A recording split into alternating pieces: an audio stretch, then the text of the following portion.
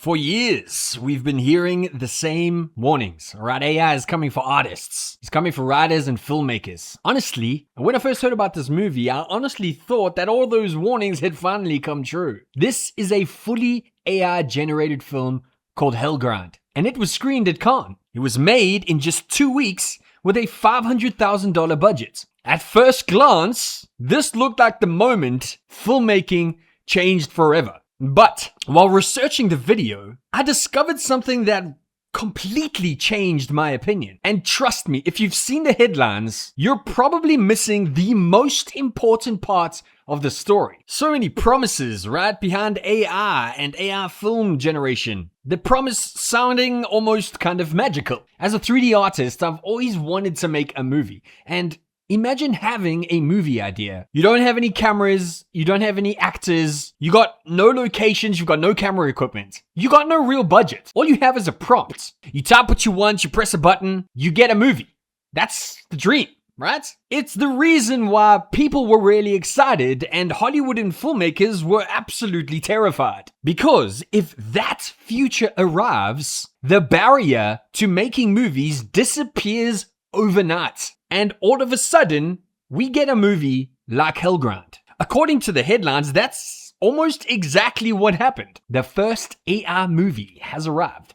Or at least, that's what everyone thought. As a veteran 3D artist and a budding movie connoisseur, I naturally wanted to know how they did this. What software did they use? How many people were involved? What does AI filmmaking actually look like? The deeper I looked, the stranger it got. The next number I found honestly felt a little fake. I had to really double check it multiple times from multiple different sources. For just part of the movie, the team reportedly generated over 16,000 clips. 16,000! Not shots, not scenes, clips. Just to get a few hundred usable pieces of footage. Here is the double-edged sword of the story that is unraveling. The story became a lot less impressive, but on the other side, a lot more interesting. It doesn't sound like AI making a movie. It sounds like someone desperately searching for one. We have to stop and think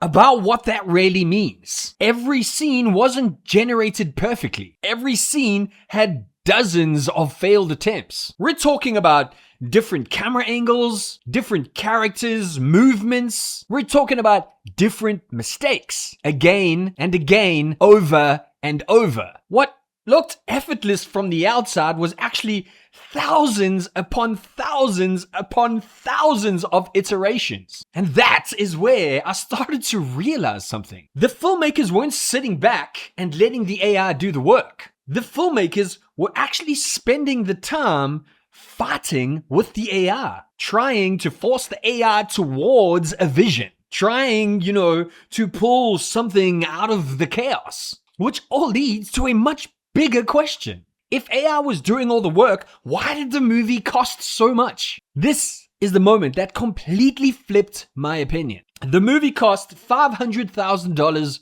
to make. This is somewhat reasonable by current Hollywood standards. Here's the part that nobody puts in the headlines. Roughly $400,000 went solely to AI compute. Computers, bro, processing power, generation costs. $400,000 just on AI costs. And right there, that is where the narrative changes. Because it's not a machine replacing filmmakers. That's an army of computers costing almost the entire budget. Now, don't get me wrong, $500,000 is still absurdly cheap compared to modern day studio budgets. But that's not the promise we've been hearing for years. The promise wasn't movies will cost hundreds of thousands of dollars. The promise is that anyone could do this. And right now, that is clearly not the case. But the biggest surprise of all of this was still waiting for me. It's wild because the more I learned about this production, the more I started to realize something. The entire debate seems to be focused on, a wrong question. People keep asking, can AI generate a movie? Apparently, yes. But that's not really the difficult part here. The difficult part is deciding what belongs in the movie. This is kind of where the whole AI debate starts falling apart. Storytelling has never been about generating possibilities. I'm talking about what shot stays, what shots get cut, what emotions should we get the audience to feel, when should we build tension, When should it release? Those decisions aren't technical. They're 100% creative. And creativity turns out to be the one thing this movie accidentally highlights over and over again. This isn't about humans, this isn't about AI, this isn't about what side you're on, okay? This is more about a question that nobody is really asking. The existence of this movie doesn't prove that filmmakers are obsolete. It proves that filmmakers are becoming editors of possibility.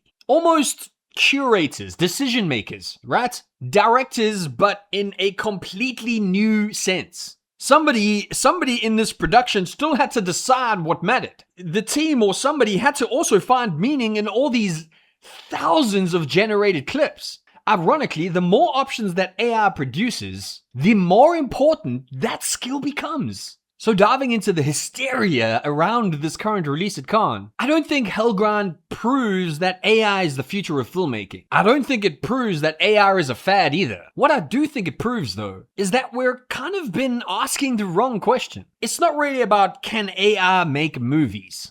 It's about who gives those movies meaning. In reality, after all the computing power, all of the thousands of generated footage, even after all the headlines, the most important part of the whole process was a human being deciding what was worth keeping. Now, for a movie that was supposed to prove humans were becoming unnecessary, that's a pretty unexpected ending.